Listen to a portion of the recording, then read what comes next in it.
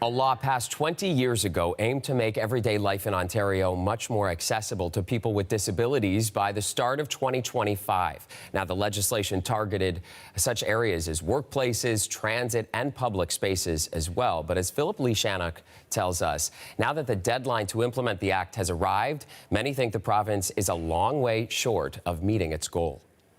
It's unlikely that come New Year's Day, these obstacles will suddenly disappear. This advocate and entrepreneur says she feels overlooked again. Basically, what the province is saying is that the rights of people with disabilities are not that important. The law will require organizations across a province to identify and remove physical barriers. But she points to a lack of enforcement, so breaking the law will have no consequences. We don't look at other legislation this way.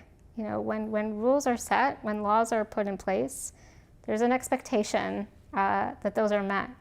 And yet, with accessibility, it seems to kind of slip between the cracks. Penalties for violating the act are stiff. $50,000 a day for individuals and $100,000 a day for corporations. But the province won't be forcing compliance. We don't believe in punishment, but we believe in education. We educate, and 99% of all the accessibility audit is resolved. So it's working. Those audits rely on organizations to self-report whether they're in compliance, not on inspections or complaints from the public. So once it does become the law, people who are faced with barriers like this don't want to be acting as accessibility police. They want governments to take leadership roles. We shouldn't have to fight barriers one at a time. That's an unfair burden to dump on vulnerable people with disabilities.